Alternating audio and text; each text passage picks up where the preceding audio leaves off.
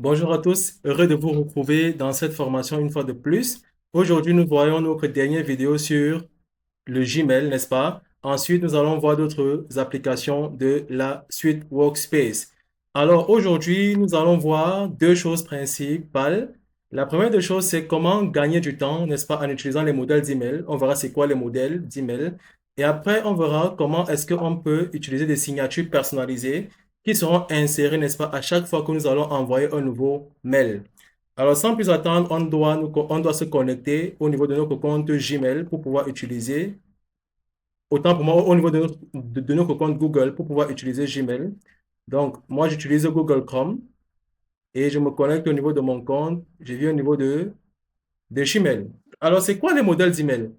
Lorsque vous communiquez avec vos clients, vos partenaires, il peut arriver que vous devez utiliser les mêmes informations qui se trouvent dans un email pour envoyer à plusieurs personnes.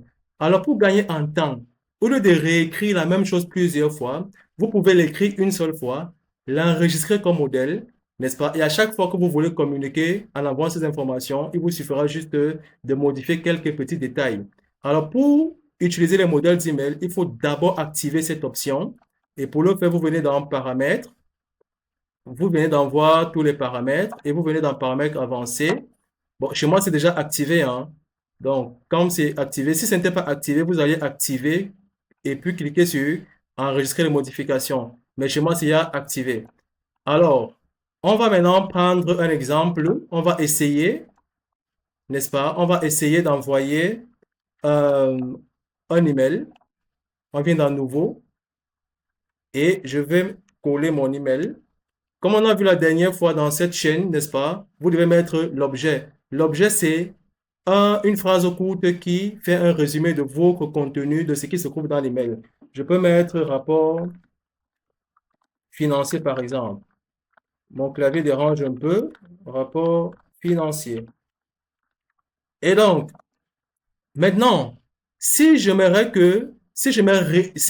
réutiliser ces informations une prochaine fois, vous allez venir sur ces trois points, vous cliquez et vous venez dans modèle, n'est-ce pas? Vous venez dans enregistrer en tant que modèle et vous cliquez sur enregistrer nouveau modèle.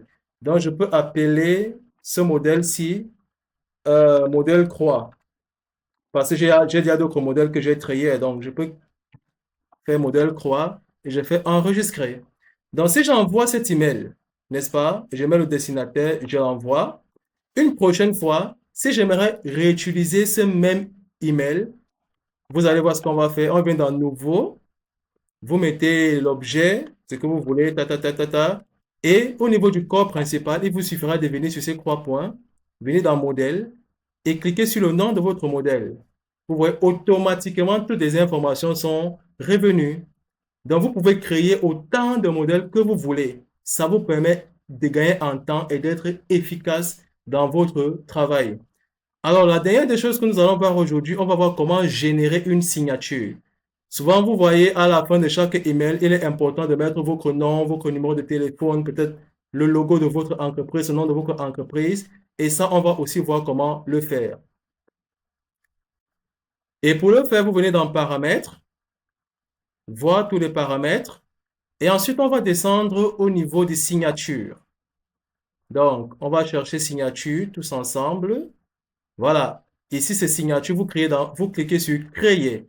N'est-ce pas? Vous allez donner un nom à votre signature. Et sachez que vous pouvez créer plusieurs signatures. C'est pourquoi Gmail vous demande un nom pour pouvoir différencier, faire une différence entre les différentes signatures. Je vais l'appeler peut-être Achille. Et ensuite, vous cliquez sur créer. Alors, une fois que vous avez fait ça, sur ce côté droit, vous allez mettre votre nom, les informations que vous voulez qui s'affichent en bas de votre email. Vous pouvez mettre le nom. Ensuite, on peut mettre le numéro de téléphone. Je vais inventer un numéro de téléphone, comme ça. Contact. Ou bien on peut écrire contact. On peut écrire contact.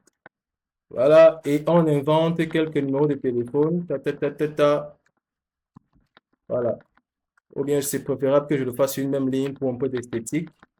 Voilà. Et vous pouvez aussi mettre le nom de votre entreprise. Moi, je peux écrire digital didactique. Bon, mon clavier, il bug un peu, mais bon. digital didactique. Et à la fin de votre mail, de votre signature, il est préférable de mettre le logo. Ça peut être le logo de votre entreprise ou bien une image, ce que vous voulez. Et pour le faire, vous devez mettre le curseur à la fin et vous cliquez sur Image, n'est-ce pas? Vous venez dans Google Drive, vous cliquez sur Importer, vous venez dans Parcourir et vous allez sélectionner une image, n'est-ce pas, parmi vos différentes photos. Bon, moi, je l'avais déjà fait. J'avais déjà inséré. Donc, du coup, ce que je vais faire, je vais venir dans mon Drive et je vais choisir une photo que j'avais déjà importée, n'est-ce pas? Et je clique sur Insérer. Vous voyez, automatiquement, l'image est venue ici en bas, mais elle est très grande. Je peux la réduire. Pour la réduire, vous cliquez sur l'image et vous pouvez choisir petite, moyenne ou grande. Et moi, je vais laisser moyenne. Et là, une fois que vous avez fait ça, vous descendez. Là, vous voyez écrit dans les valeurs par défaut de la signature. Dans les nouveaux emails, vous devez cliquer le nom de votre signature. Donc, à chaque nouveau email que vous allez écrire, il y aura votre signature en bas. Dans les réponses, vous devez aussi mettre votre signature. Donc, à chaque fois que vous allez répondre, il y aura aussi votre signature. Si vous répondez à un email, il y aura votre signature. Et si vous ne mettez pas ça dans les réponses, il n'y aura pas votre signature dans les réponses. Et une fois qu'on a fini de faire tout ça, on va cliquer sur enregistrer les modifications. Voilà, automatiquement, les modifications ont été enregistrées. Maintenant, essayons d'envoyer un nouveau email. Vous voyez, automatiquement, ici, vous avez déjà une signature qui apparaît. Donc, je peux cliquer sur le corps principal et j'utilise plutôt un modèle que nous avons déjà enregistré. Modèle croix. Vous voyez? Et c'est très simple vraiment de faire ces choses et c'est tellement pratique. Alors, le défi que nous vous lançons à la fin de cette vidéo, essayez de créer des modèles d'email. Essayez également de générer une signature personnalisée.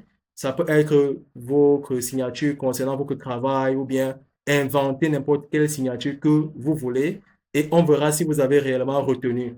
On se retrouve à la prochaine vidéo afin d'aborder une nouvelle application de la suite Workspace. Merci.